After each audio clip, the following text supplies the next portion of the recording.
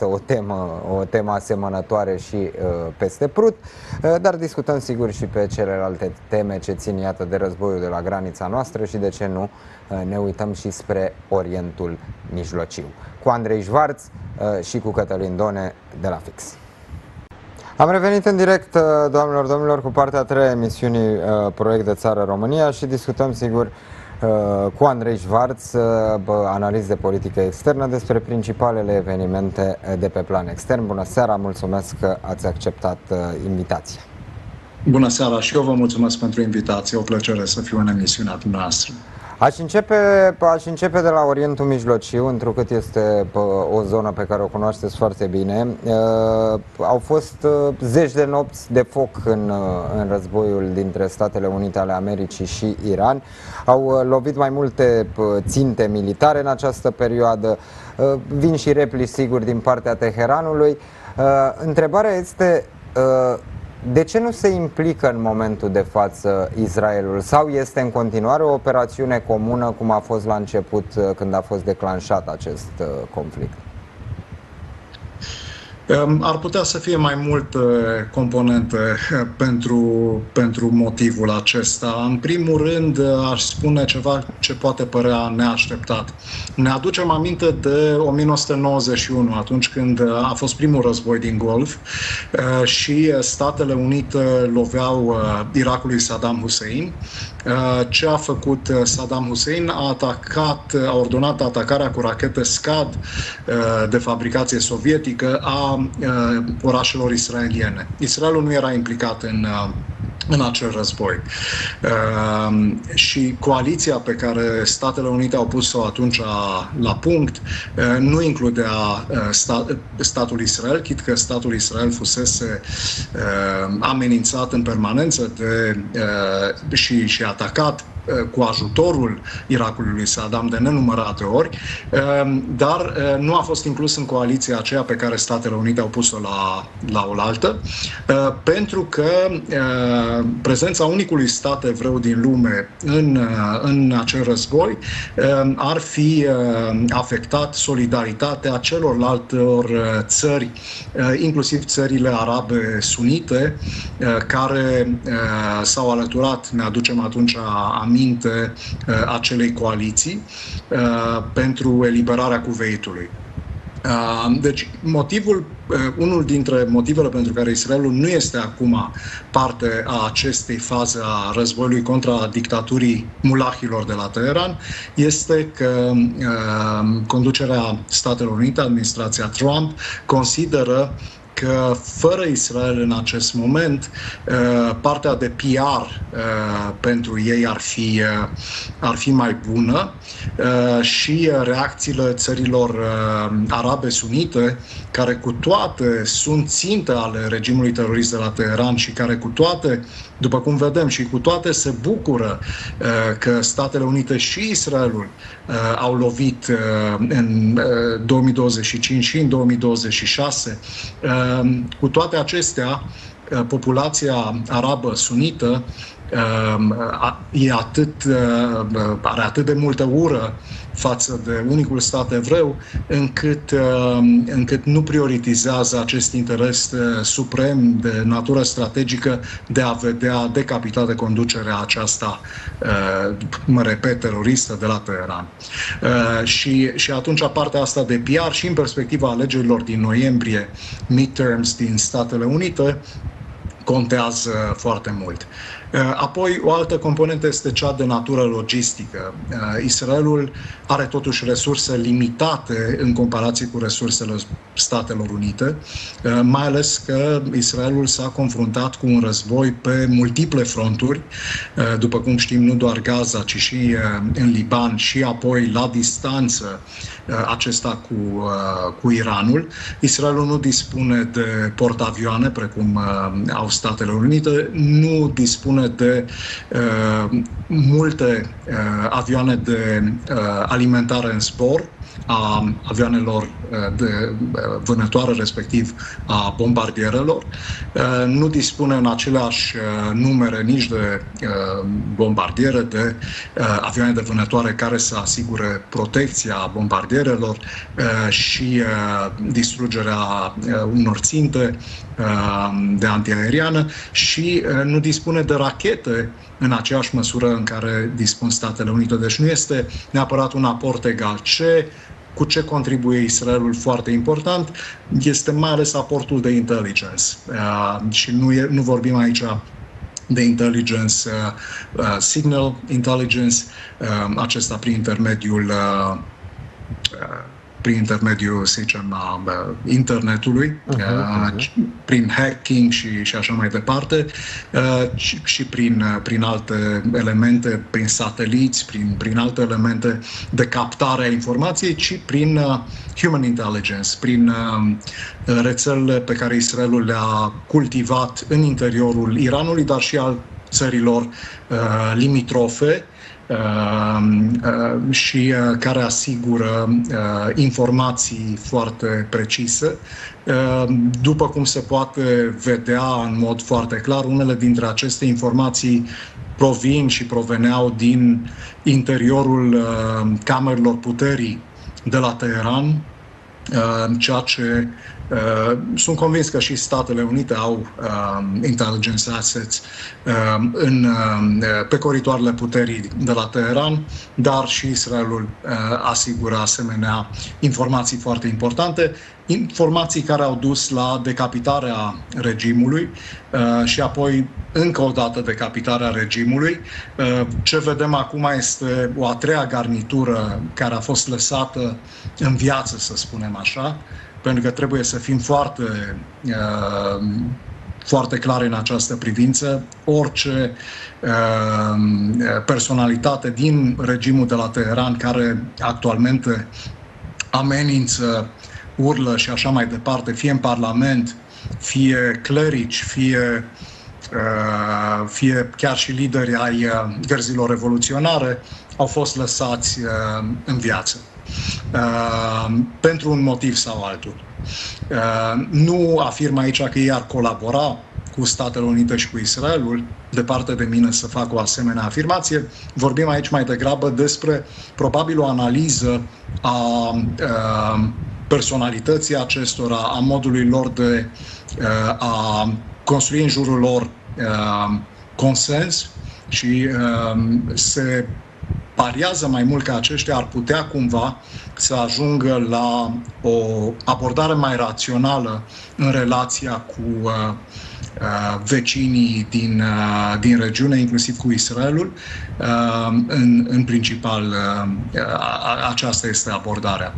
Deci Israelul, din aceste motive, nu este probabil în acest moment al conflictului, dar Israelul în orice moment, și pentru că Israelul nu a fost atacat în această fază a războiului de către Iran, Iranul este atent să nu atace, a atacat chiar și în aceste ore încă 3 state, dar nu a atacat Israelul, a atacat la graniță în Iordania, în urmă cu o zi și jumătate, nu a atacat Israelul. Dacă Israelul va fi atacat, atunci Israelul va intra în război.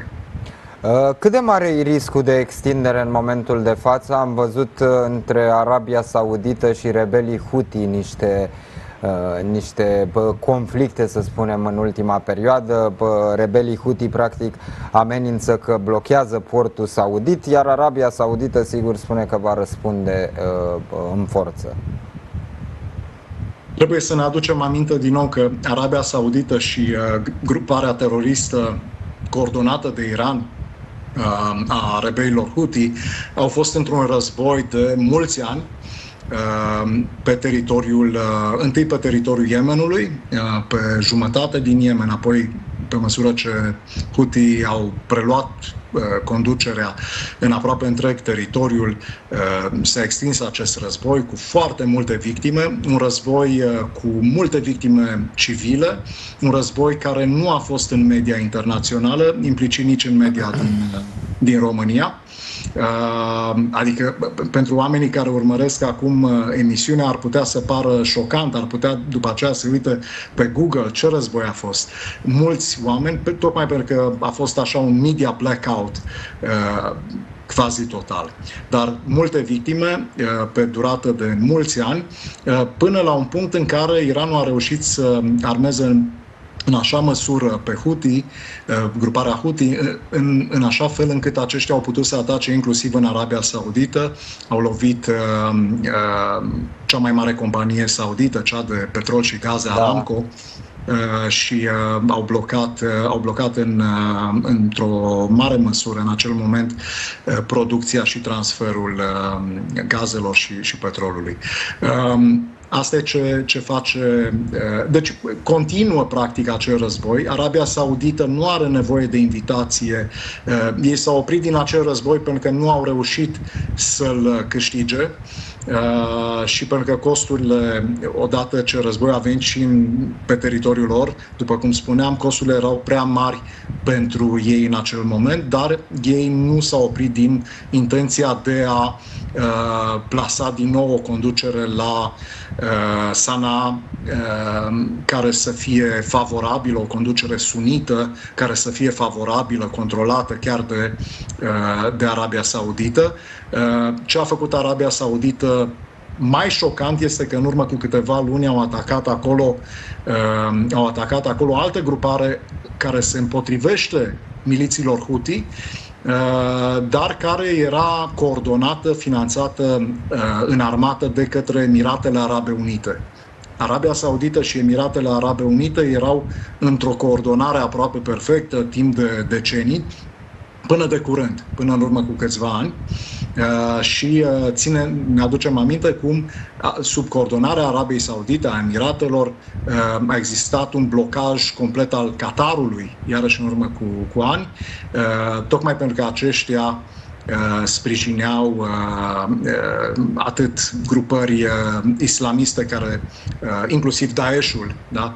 Statul islamic, dar și grupări care încercau să elimine conducerea de la Riyadh, din Arabia Saudită, din Emirate și din alte locuri care încercaseră o cale a islamului sunit mai puțin radical. Deci se trecuse de la faza wahabită din Arabia Saudită spre o fază mai modernă. Am văzut cum femeilor li s-a permis să iasă din casă neînsoțite, să conducă mașini și o mulțime de alte drepturi sub conducerea lui Mohammed bin Salman, actualul lider de facto al Arabiei Saudite și liderul de facto al Arabiei Saudite de aproape un deceniu.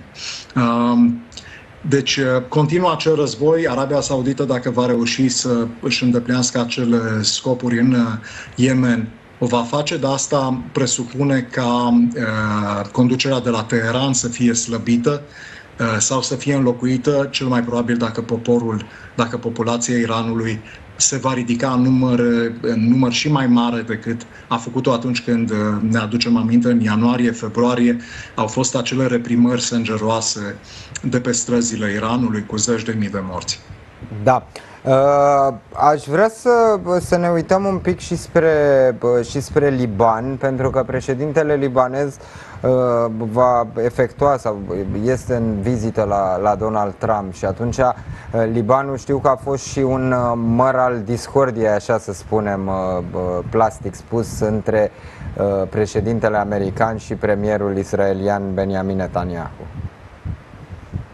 Da, Donald Trump a crezut că el a înțeles totul în această privință, la fel cum o face de prea multe ori, din păcate. Nu are prea multă răbdare să-i se explice niște situații și lucrurile sunt foarte complicate, după cum vedem în Orientul Mijlociu. Și a spus, ok, atât Erdogan, cu care are o relație, din păcate, prea bună Trump, cât și vasalul său pe care l-a plasat la conducerea Siriei, al-Julani, Ashara, Mi-au spus, pe care l-am dat cu parfum, spune Trump, nu? Un băiat foarte amabil, mi-a zâmbit.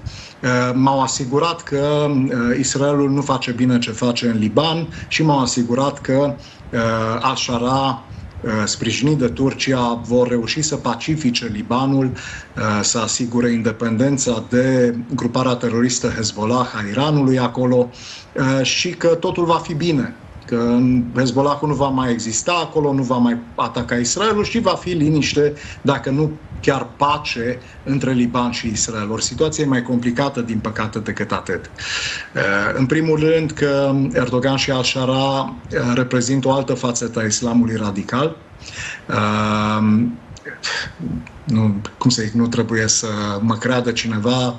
Al-Shara, Al-Jolani era conducătorul al-Nusra, brigăzilor al-Nusra, afiliat Al-Qaeda, era apoi conducătorul Al-Qaeda în Siria sa natală și da, continuă, chiar și acum la conducerea Siriei de după Bashar al-Assad, continuă să se producă crime abominabile sub conducerea sa împotriva minorităților creștine, alauite, druze, kurde și așa mai departe.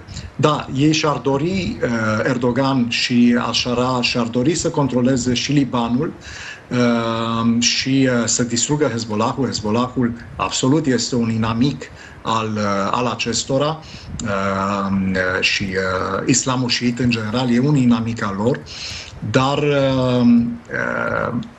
dar nu trebuie ca Trump să achieseze la această, nu e doar o ambiție, la acest plan de reînființare a Imperiului Otoman, pentru că despre asta vorbim. La fel precum Putin are în cap, în amurgul vieții, să rămână în istorie prin quasi reînființarea Imperiului Țarist, dacă nu a Uniunii Sovietice, sau unui hibrid între acestea. La fel Erdogan, provenind din frăția musulmană, la fel ca și Hamasul, are un vis și anume reînființarea Imperiului Otoman. Imperiul Otoman, care, vorbeam de statul islamic și crimele abominabile din Siria, Irak și de pe străzile Europei și nu numai. Dar să nu uităm că până la înființarea acestui stat islamic cu ale sale crime, ultimul califat, stat islamic, înainte de acesta fusese cel al Imperiului Otoman. Acela era califatul islamic, Imperiul Otoman, și sediul era, după cum știm, la Istanbul. Acesta este visul lui Erdogan, acest vis care se extinde în acest moment pe un teritoriu mai vast decât îl avea Imperiul Otoman, nu doar în amurgul său, ci și vorbim despre faptul că el și-a întins cu ajutorul serviciilor de informație al armatei și al proxies, al grupărilor teroriste islamiste, și a extins controlul inclusiv în Hornul Africii, în Cornul Africii și în Maghreb chiar. Deci, în Somalia, spre exemplu, există o mare bază militară pe care o dezvoltă în continuare și de lansarea rachetelor balistice Turcia. Deci, Turcia, trebuie să avem atenția, spune și în România, Turcia nu e doar un furnizor la fel precum China, dar nu este țara aceea pe care o știam, furnizoare de produse made in China, de la pastă de dinți la tenis și așa mai departe, și seturi de bucătărie de proastă calitate, ci este o amenințare în acest moment pentru întregul glob. Nu este doar cu partea de inovație tehnologică, de fapt inovație între ghilimele, aproape totul e furat din Statele Unite în principal. Din Europa nu prea au, din păcate, ce să fură din punct de vedere al tehnologiei, dar, mă rog, se fură și la noi în academii și de la vârful statelor, dar Turcia, după cum spuneam, nu este Turcia cea care ne furnizează tramvaie pe străzile orașelor din România, ci este de asemenea o țară care are la conducere un partid care a fost votat de o majoritate a populației, apoi când s-a încercat, dar care este un partid islamist radical.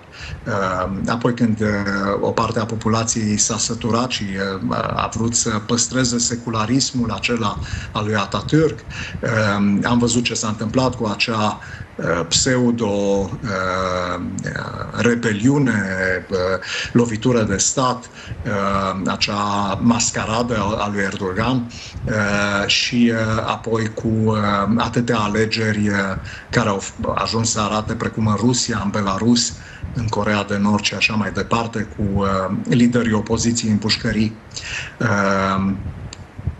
Bun, am cam deviat un pic de la întrebarea dumneavoastră. Da, apropo de că ați început răspunsul și sigur și eu întrebarea cu chestiunile astea între Donald Trump și Benjamin Netanyahu, mă gândeam apropo de Benjamin Netanyahu, ați văzut ce a spus primarul New Yorkului, că ar vrea să-l aresteze când vine la adunarea generală a ONU. Bine, sigur, a reacționat imediat Donald Trump, a dat asigurări că nu se va întâmpla așa, nici n-are cum să se întâmple așa, dar totuși e un semnal. Sunt curios cum vedeți chestiunea asta. Da, din păcate, newyorkezii au votat în majoritate, au votat pe acest personaj care se revendică mai degrabă, s-a folosit de instrumentele democrației pentru a pătrunde așa ca un vierme într-un măr un pic prea copt, Partidul Democrat, prin acest Democratic Socialists of America, care este din punctul meu de vedere, este o mișcare care este, cel puțin face jocurile Chinei, Rusiei și islamiștilor.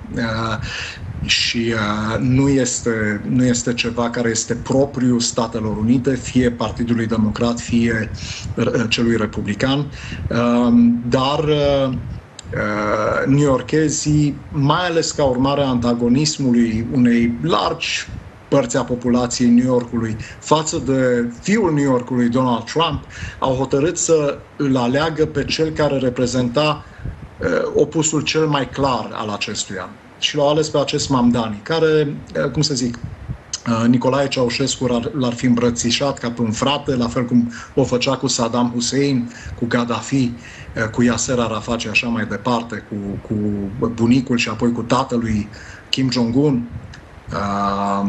deci cu Kim Jong-il, cu Kim Il-sen înainte.